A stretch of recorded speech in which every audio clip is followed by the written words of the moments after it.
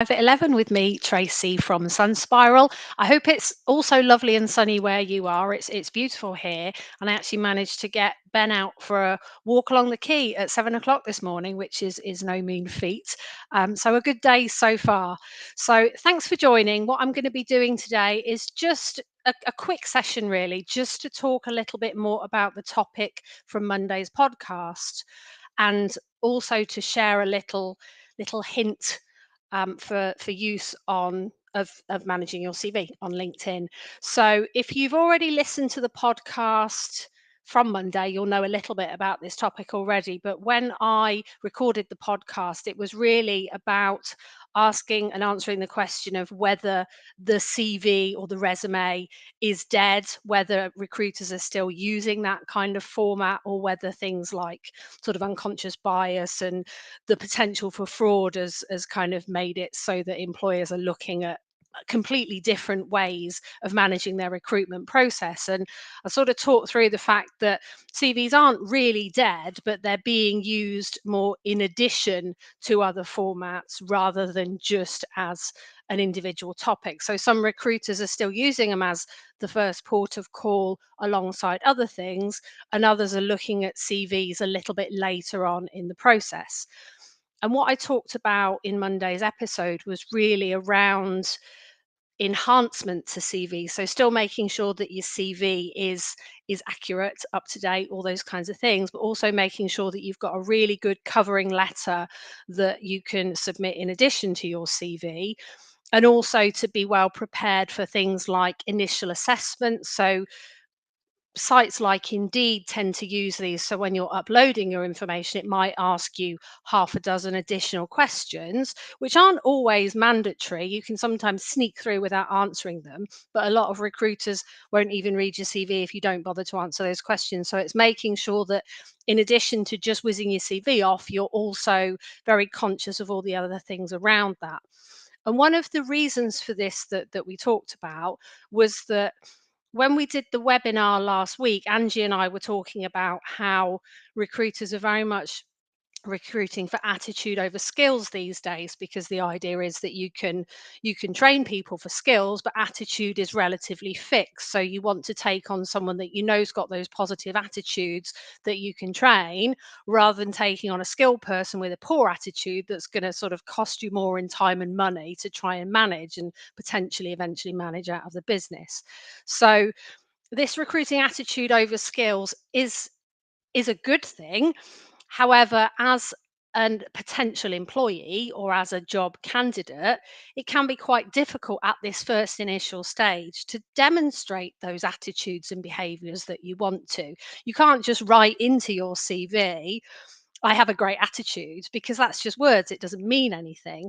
So we talked in the podcast about, how do we make sure that we're sort of infusing our CV and our covering letter with those things. And we were saying that the CV is still very much a sort of a structured factual document that you can put your own voice into, and I'll come on to that. I'll demonstrate what I've got on mine.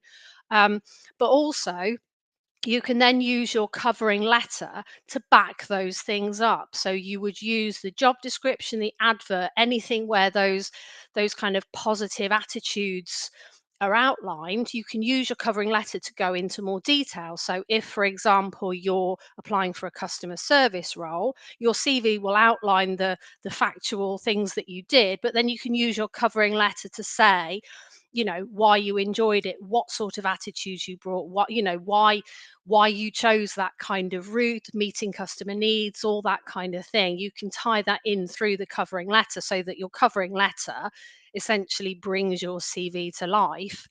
And then with the initial assessment, if your application has something like that, again, you can use that to personalize your experience a bit more in order to demonstrate those attitudes. So we kind of agree, or I kind of agreed, that the CV isn't dead and it's not dying, but it isn't something that works in isolation anymore. So if you're just applying for jobs by sort of sending out a PDF or a Word document, you're not really selling yourself. You're not putting yourself forward in the most positive light.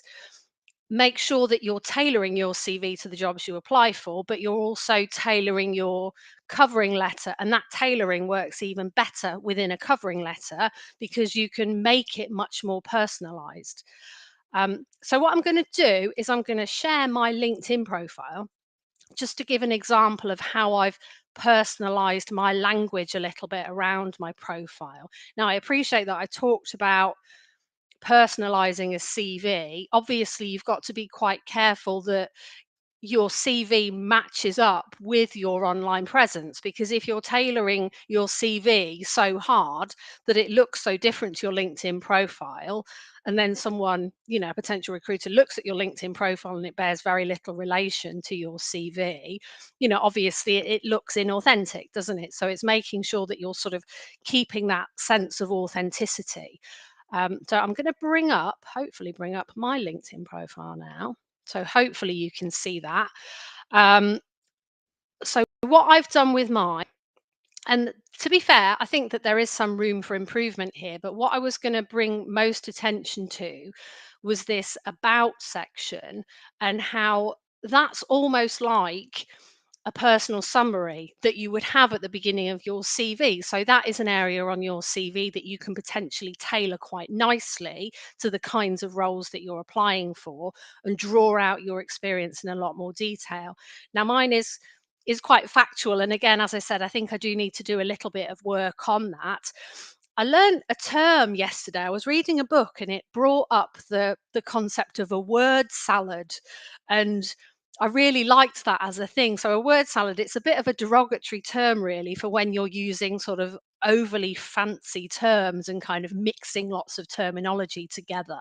So I think if that's one thing to take away, it's really to not turn your personal summary into a word salad, and keep it factual, but also use it to kind of back up the experience that you've outlined.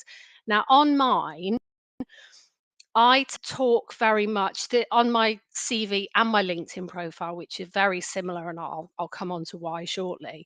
Um, I write it from the first person point of view. So you can see from my current experience, which again, I'm going to be tweaking a little bit.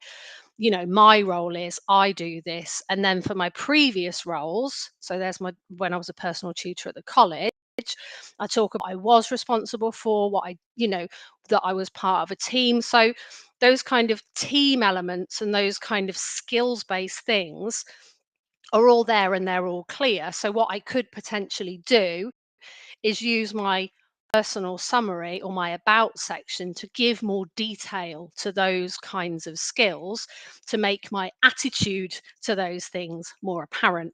So I wasn't going to dwell too much on my profile because obviously everyone's got different tastes, but just to kind of say, make sure that you're using your own language, you're comfortable with what's outlined, that you're using the personal summary element effectively to kind of back up and personalize the skills that you're outlining, and that way you're taking steps towards that kind of demonstration of attitude over skills before you've even got the foot in the door. The last thing that I was going to mention, and again it's on LinkedIn, is how you can turn your profile into a CV automatically. Now, I'm often quite surprised at how few people know about this tip. I think it's really helpful. If you go into your profile and then you hit more, you should be able to see that it gives you an option to save your profile as a PDF. Now, I'm hoping this will work while I'm on live stream, but I'm just going to open this up now. So if I click save as PDF, it should then save it so that you can then see it in the view of a PDF. So I just need to share a different page. Just bear with me 1 second. Resume.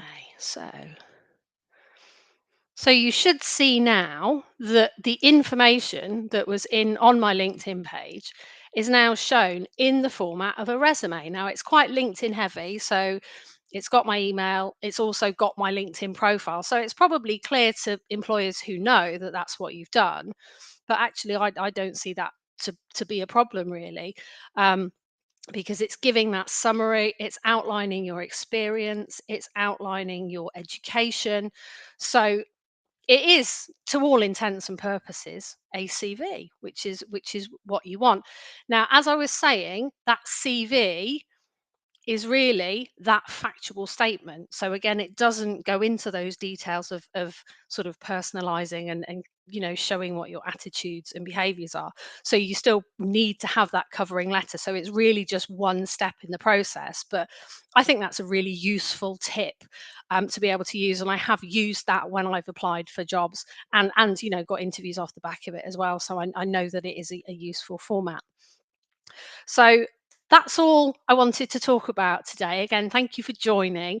Do have a listen to the podcast if you can. I'd be really interested if you've got any different views or similar views about where we are with CVs and sort of what the future of job application and job seeking might be. One thing that I saw recently was about how video CVs might be becoming more of a thing. So it might be a good idea to kind of start jumping on some of the live stream formats and getting a bit of practice for doing that kind of thing. So, that kind of personal summary, it's not dead yet. So don't panic about that. Just make sure that you're really making the most of your CV, your personal summary, any kind of covering letter, and don't just kind of fire off that basic document. Make sure that you're tailoring and that you're just putting as much effort as you can. An employer wants to know that you're interested, and nothing shows that you're interested more than